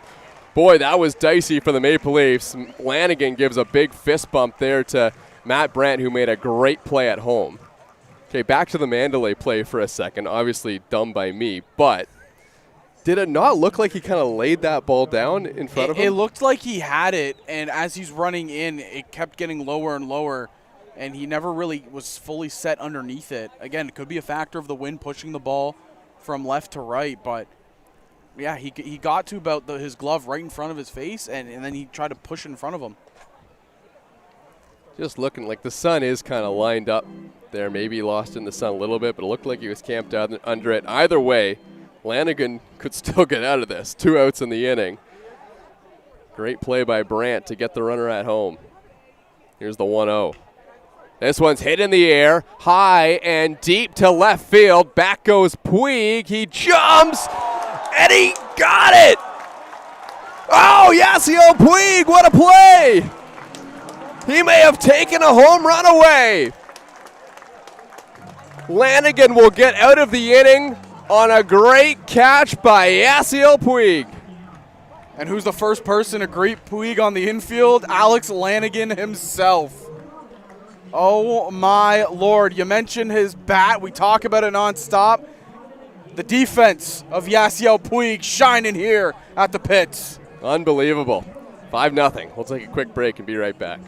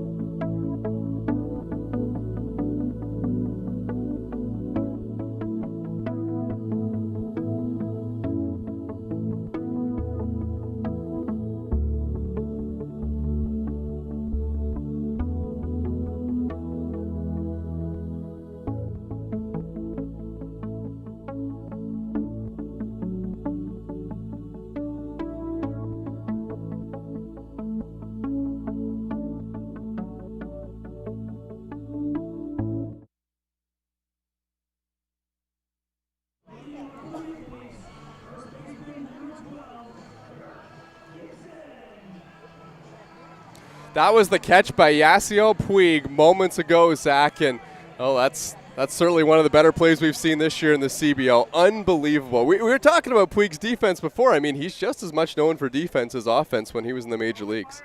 Yeah, I mean, you got to thank the wind for that one, blowing the opposite way. That's probably what kept that ball from sailing over to the skate park. But, yeah, you mentioned Yasiel Puig. He is a very good two-way player. The defense is solid. The bat, it's electric. Tremendous stuff. Kirk Gibson hits this ball on the ground. Flip to first from Nickel, and that's the first out of the inning.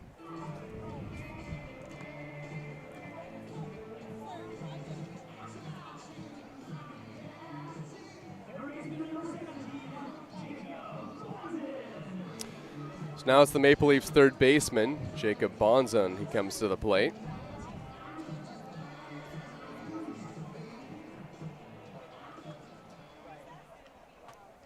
"5-0 Hamilton Cardinals." They picked up a 5-run fifth inning, or 3-run fifth inning. That's what's really stretched things out here. They've been pitching a tremendous game, and the offense has been perfect. 11 hits. I believe 9 of them have been singles, but we mentioned at the top of the show that this team really wanted to, get their offense rolling, and that's exactly what they've done here. They were swinging early in counts. Yeah, not a lot of bloop base hits. A lot of hard hit balls today from Hamilton. New pitcher into the game for the Hamilton Cardinals as well is Connor Corey. It was an excellent start from Hector Yan today, who was just mowing down Maple Leafs hitters.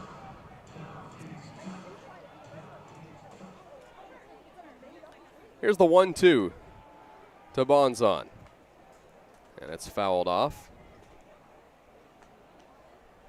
Connor Corey, playing in his third season with the Hamilton Cardinals, has had an ERA just over 4 in each of the last 2 seasons. The 1-2 pitch. That one misses outside.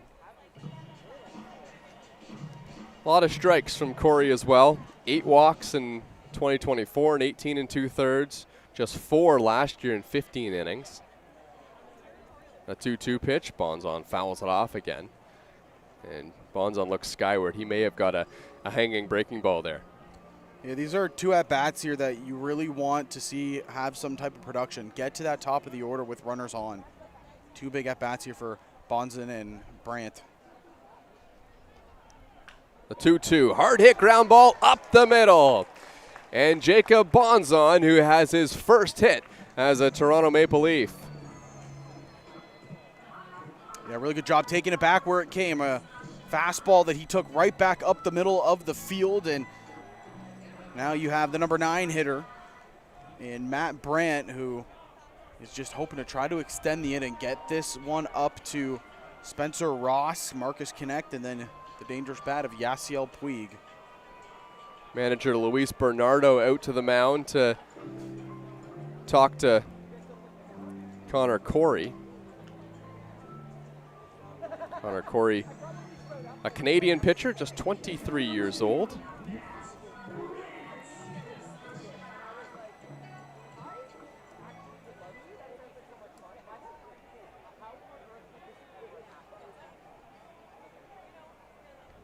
Matt Brandt. High chopper on the ground to first. Rempel goes to second. High throw, and it pulls the shortstop Nickel off the bag. Yeah, on a play like that, if you're the first baseman, Rempel, you got to make sure you're throwing a bullet over there to second base. That time, he fields it cleanly. He does a great move to get into the position to throw. It just looked like he dropped his arm a little bit too much, and he sails the throw up. And Bonzon was hustling on contact there. Good job to not give up 90 feet there by Jacob Bonzon. 2 on here in the bottom of the 6th. Top of the order for the Maple Leafs, it's Spencer Ross. First pitch to Ross, up and in. Went to school just down the street from here at the University of Toronto. Won the championship last year with U of T as well. Here's the 1-0 pitch to Ross. He takes in the dirt. That one's blocked by McGill behind the plate. Really like the patience out of Ross here. Again, he's somebody you want to just get on base for the power bats behind him. Marcus Connect, he's had a little bit of a struggle day. 0 for 2 with 2 strikeouts, and Ross 0 for 2, but he lined out his last time up. That pitch is upstairs. Probably Probably taken all the way here if you're Ross, right? You would imagine so. I mean, he had good contact his last time up, but you need runs right now. You need base runners, so. Keep in mind, Connect and Puig are on deck. That as well. That plays a big factor. 3-0 pitch finds the strike zone. Ross is okay with it. A little nod back to the home plate umpire just to establish where the inner half is. He says, okay, good to know, good to know.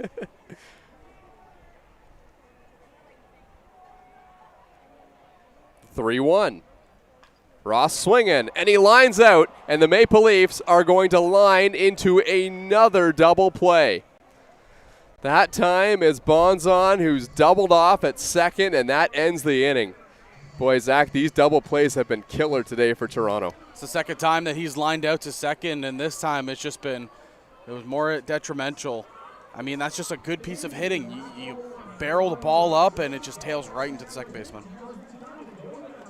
We'll take a quick break and be right back. New pitcher into the game for the Maple Leafs on the other side.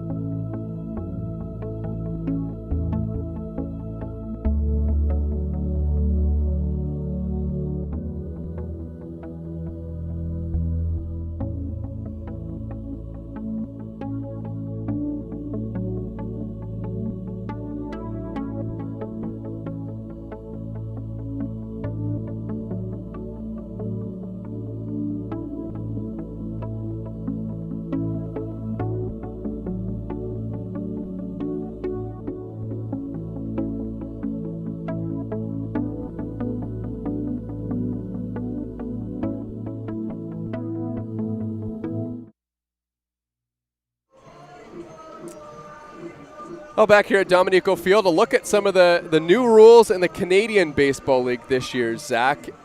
A little bit longer season. The big thing that jumps out to me there is, one, the number of import spots. We're already seeing that in play.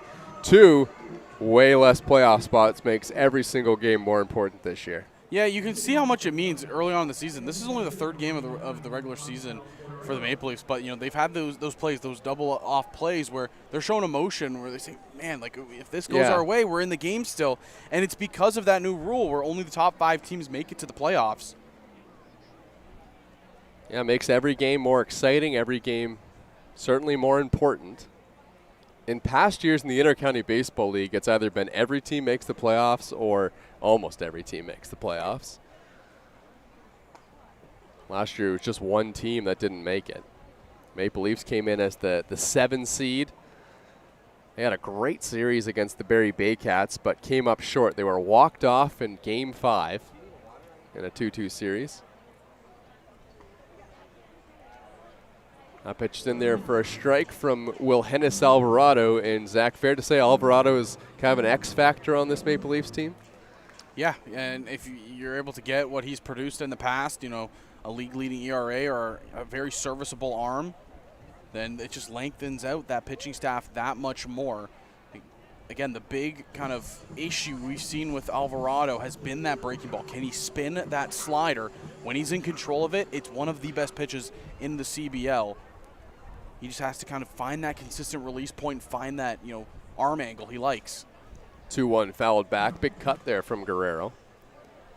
Now, Alvarado didn't have a great outing, went an inning and a third last time here on opening day. That was last Sunday. Gave up a couple of runs, a couple of hits in that inning. I thought it wasn't a bad start, though, for Wilhennis Alvarado. I mean, he missed his location a couple of times, like that one, as that one goes over the head of Guerrero. But, I mean, I thought there were some flashes of stuff to kind of build on, not the worst first outing. And I think today will kind of show if Alvarado can build off of that last outing. I think that when he's able to tunnel his pitches as well as he does and, do a good job of mixing up his fastball and sinker, or excuse me, fastball and slider, he's in a very good spot mentally. This one's hit pretty well to center field, but it's hanging up for Dennis Tabani. He's there and makes the catch. And that's out number 1. Well, Brandon Nichols going to come to the plate now. He had a big hit last time up, that 2 RBI double.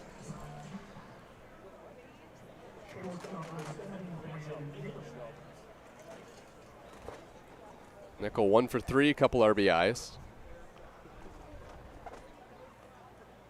Also had a good game defensively at shortstop as well. Yeah, biggest hit of the game is that 2-run double he had, and then, like you mentioned, he's made some key plays there at short. Yeah, one of them that you talked about last inning was the throw by Tanner Rempel that he made a jumping play at second base just to make sure the runners didn't advance, and we now know that probably saved a run for Hamilton. I mean, I guess there's kind of 2 ways you can look at this game for the Maple Leafs. One, you could say it's some bad luck. They've lined into some outs, but you'd have to think that, or landed in some double plays more importantly, but you'd have to think that later on in the season, maybe the base running is a little bit sharper. Here's a ball fouled right off the foot of Nickel, and he's hobbling a little bit. The umpire's just going to bring this ball right back to Johannes Alvarado to give the batter some time to shake that one off. Yeah, and I think it comes down to, starting the season off where you are and working out some of the kinks in your team. The base running, it's going to get cleaned up. We've seen this team in the past. They've been smart base runners. And some of the luck that we've seen so far in the season, it has to kind of even out. They're not getting as many key plays as they want. 2 line drives that look like they're going for base hits, but the second baseman makes a tremendous play. That is not going to happen every single time. The 1-2 pitch to Nickel. And this one's fisted into the outfield. Over goes Marcus Connect. Makes the catch on the run. Almost overran it. But he stays with it for out number 2. That ball looked like it was going to drop. It just kept carrying towards the line. And again, that has something to do with this wind factor that we've been talking about all day long. For the most part, here at the pits, it's always blowing out towards left field. These righties absolutely love it. Today, it's been complete opposite, over to right. And that's what's played a big factor on that play to Marcus Connect. Now it's the catcher McGill at the dish. Evan McGill is 0 for 3 today.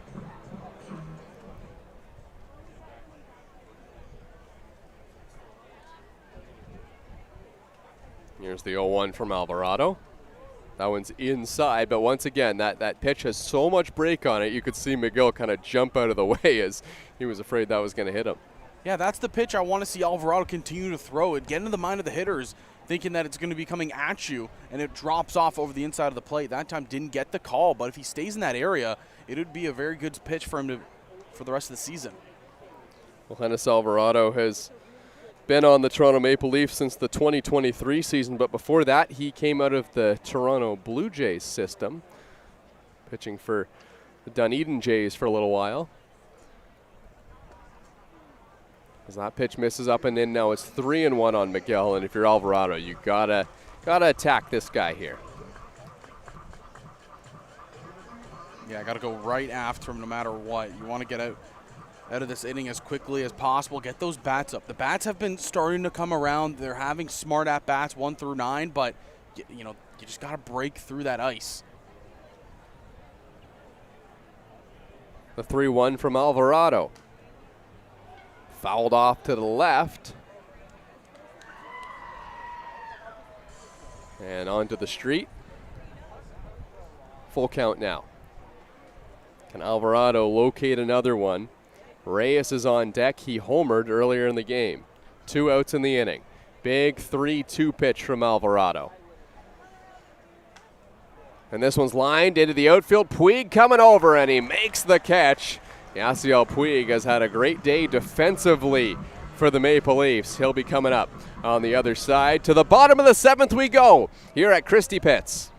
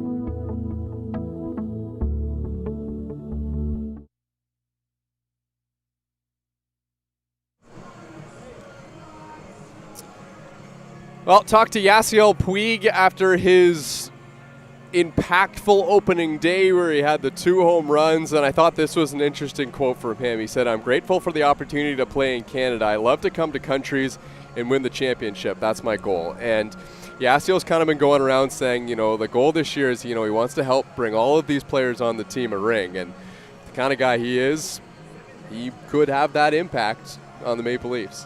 Yeah, and I think that's the biggest thing that the Maple Leafs are hoping that he's able to provide for this team, is just the ability to try to bring, a championship back to Toronto. We mentioned, or I would not say mention, but, if you've been following the IBL for as long as you have, partner, the Maple Leafs, they had big teams back in the day where they went to back-to-back championships and, they fell short there. But now they kind of went through that phase of, are you rebuilding the team? Are you trying to get it with this last stage of veterans? Now the team, you have a guy like Puig, opportunity to bring a ring back to the 6. Yeah. And, I mean, you say back in the day, but, I mean, it was like 4 or 5 years ago. Yeah, it wasn't that long ago. I didn't mean to make you sound ancient there, my friend. Marcus Connect was on that team. He's at the plate now. Both of those teams that went to the finals against the London Majors. And he takes a first pitch strike. This is a new pitcher into the game, Luis Ramirez, a big 6'4" righty, 33 years old, getting his first action here with Hamilton. Connect grounds this one to first. Rempel gobbles it up, steps on the bag, and that's out number 1.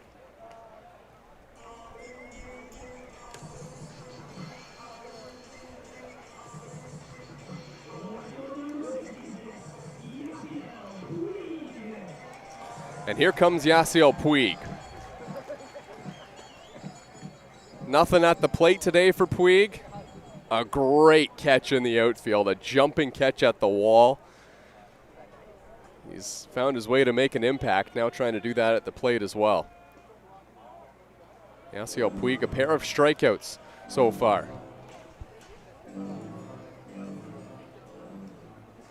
There's the 1-0 pitch from Ramirez.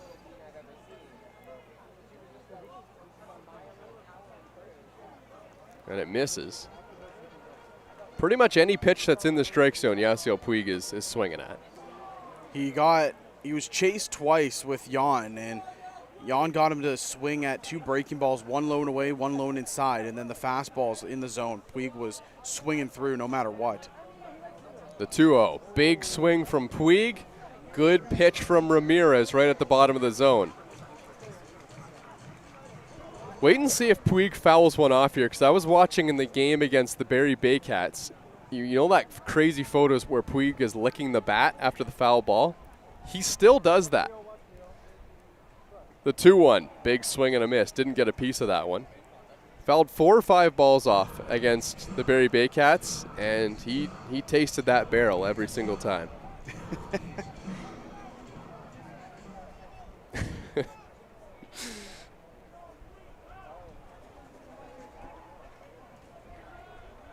Bit of a pause here. Interesting. Yeah. So it looks like the third base umpire caught something that Ramirez was doing, either licking his fingers or tapping his pants and then putting on the ball. So obviously you can't have anything that's making an advantage for the pitcher. So they threw that ball right up to the dugout. He got a new one. Here's the 2-2. Puig takes outside.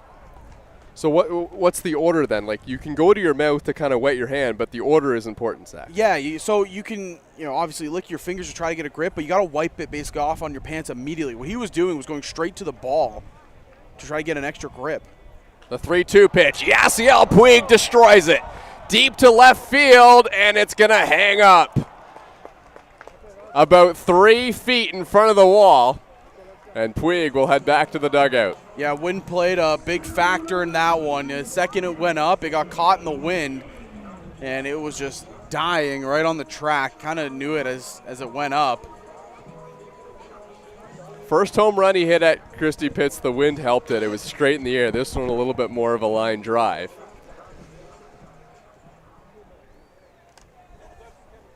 Now it's Dennis DeBanning.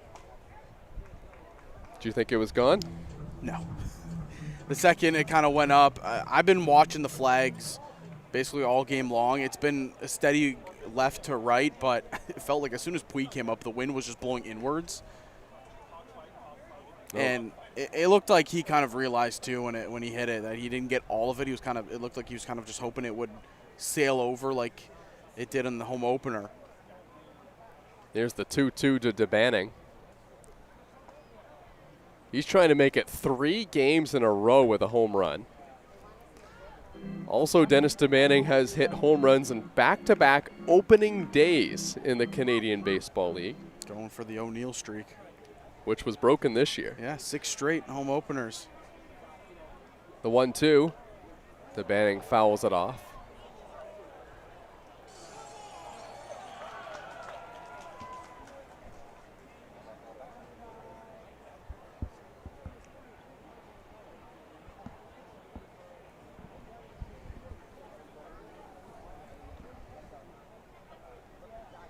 The 1-2 pitch on the ground, foul towards third base.